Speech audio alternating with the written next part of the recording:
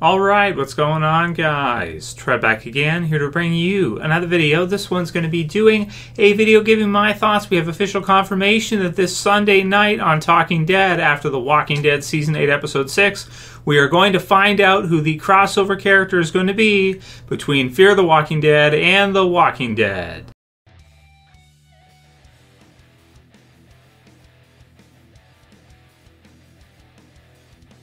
And I'll put the link in the description for you guys so you can go ahead and check this one out from digitalspy.com. Yes, we have kind of news here. This is from both Alexander Evangelos and as well as Andy G, who said, guess what, Trev? This is it. The crossover character will be revealed this Sunday on Talking Dead.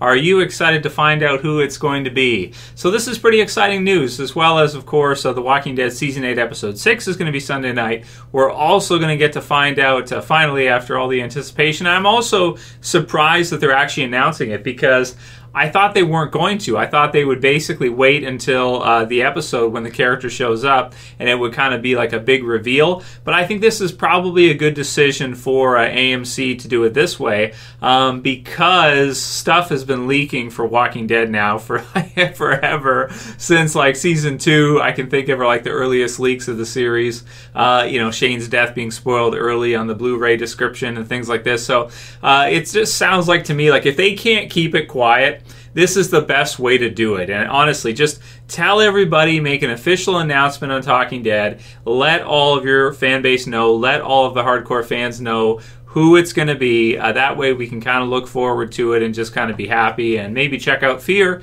if they're going to, show up on Fear, or, vice versa, whatever the case may be. So this is exciting. Like I said, it prevents any possibility of it being spoiled early. They're just going to tell us. They're going to announce that it's going to be a thing. And, it's great, man. I'm personally happy to hear that they're just going to tell us who it is, so we don't have to keep wondering and debating, and it doesn't turn into a Morales situation over year after year after year. We're just going to have to tune in to Talking Dead Sunday night to find out who it's actually going to be. So predictions for who it's going to be, or who am I most excited to be? You guys know, if you've watched my videos, a lot this year, ever since we found out they were going to do a crossover. I want to say it's like a few months back at this point, something like that. I personally felt like the Whisperer idea would be the coolest one to do. I don't think they're going to do it, though. In terms of predictions, I really feel like at this point, it'll probably be the Abraham one. A lot of people are kind of speculating on this one. We've heard that Fear the Walking Dead is moving filming to Texas, and of course that's where Abraham is from in The Walking Dead, so it could be kind of a prequel, and it could be a tie-in to the original series, and give AMC and fans, a little bit more for Fear the Walking Dead. So we'll find out if Michael Cudlitz is is the one who's going to be the big crossover character. Personally, if they do it for Fear, I think it'll be great for Fear. I think a lot of people will want to check out Fear after they announce if that's who it's going to be. If it's the other way around, I'm personally even more excited, but in terms of predictions, I feel like it's probably going to be Abraham. It's probably not going to be the other way, because if you go the Abraham route, then you're feeding Fear, you're growing Fear, you're helping Fear out, you're giving them, Walking Dead fans, more of a reason to watch Fear. Whereas if you do it the other way around, it's kind of like, it's a bit tricky. So if they're announcing it already, I'm taking it that Fear the Walking Dead this season, we probably see that crossover character, and I do think it'll be Abraham. But we'll see. I could be wrong. I may stand corrected. We'll see. I'm usually pretty good with predictions, but with Walking Dead, it's a lot of times it's hard to predict. So we'll see this Sunday night who it's going to be. But write your comments below. Who do you guys want to see? Finally, we're going to find out now, once and for all. Which way would you want this to go? Is it going to be a character from The Walking Dead showing up in Fear, or is it going to be vice versa? And who would you prefer it to be most?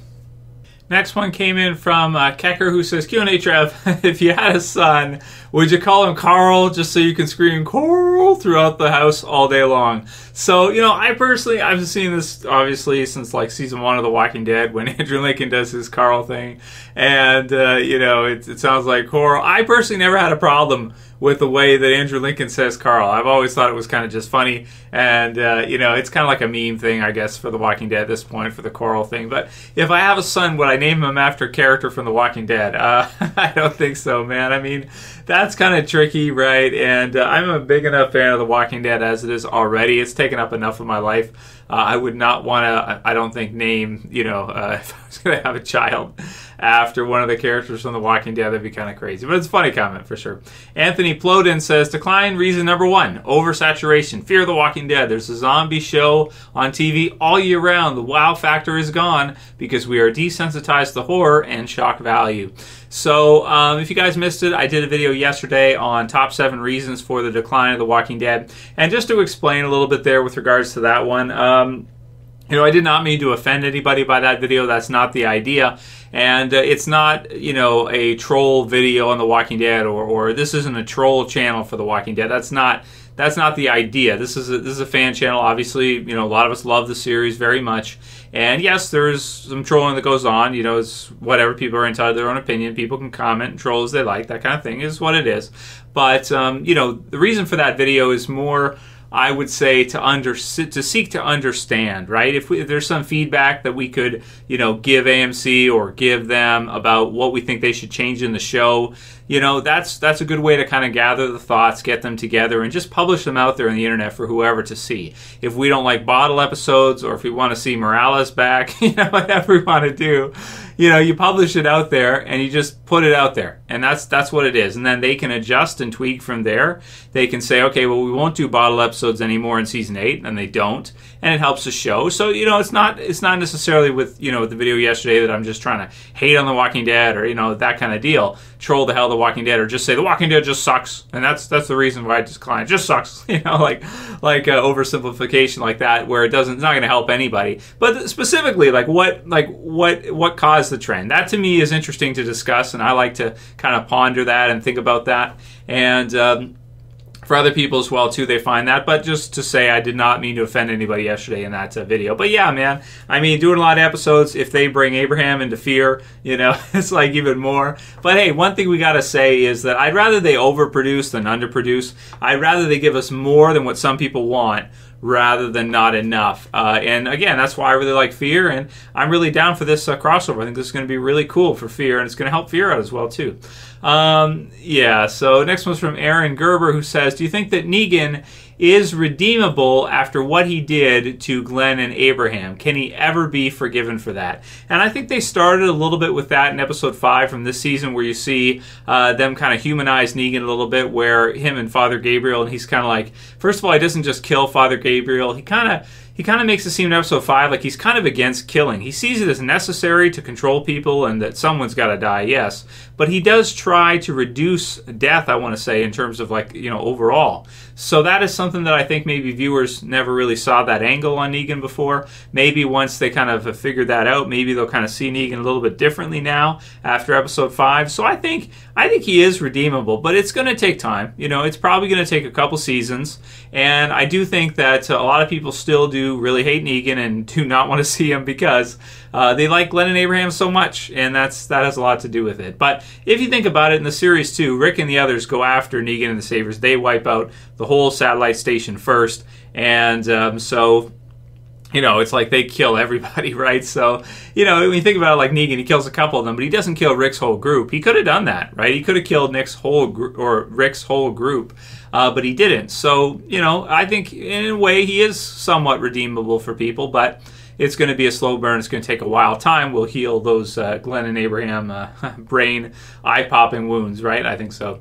1236 Wrestling says, hey, Trev, do you think the fans of The Walking Dead are just complaining too much these days? I certainly do. We're pretty whiny. I do have to admit, Walking Dead fans are pretty whiny. It's true. But you know, we're not as bad as Breaking Bad fans. I can tell you that from personal experience. We're not as bad as mixed martial arts fans. Wrestling fans, maybe, I don't know. 126 Wrestling, 236 Wrestling is his name, so, or her name. So, you know, we're a little bit whiny with Walking Dead, that's true, but I don't think it's too bad. I mean, I think we all, you know, are pretty clear that we do love The Walking Dead, we do love the series, and that, you know, whatever we're getting into and we're discussing is like, it's okay. You know, it's not, I think it's a safe safe zone or a safe way to kind of, just discuss and not to hurt anybody's feelings or anything like that, but just to kind of get thoughts out there, and that's not a bad thing. I think the show is better off without bottle episodes. If nobody ever said anything, they might still be doing them. So yeah, that's what I think. Evil Greek says, Trev Q&A, do you think Game of Thrones has stole some of the popularity from The Walking Dead? So has Game of Thrones hurt The Walking Dead at all? I don't really think so. I mean, Game of Thrones is epic as hell, and it's finishing off, with its last season coming up here in the next year or two, depending on whenever they get it done. But, Walking Dead is still number one. Like, even last week when I did, the video on the ratings being lower than what they were a couple years ago, it's still number one for the week on TV. It still beat NFL football that week, Monday Night Football, for the number one slot. So it's not like The Walking Dead is dead yet or anything like that, or it's not like, Game of Thrones, different time slot, different time of the year, has its own fans, and I don't think it really hurts, and I don't think it's really competition for The Walking Dead. I think they can both do well on their own, different networks. They have different audiences, too, in a lot of ways. So there's some crossover there, but not that much, it's kind of different people. I see different people watching Walking Dead videos versus the Game of Thrones videos that we do. So it's different, yeah. Next one's from Lovely Ninja, who says, when The Walking Dead comes to an end, I hope they do the last season with a story that isn't comic related. I kind of hope they do something fresh and go off with out with a bang. I bet this will avoid predictability for that season, and I highly doubt that they'll do this. So would they ever do like a whole season of new content that isn't based on the comics at all?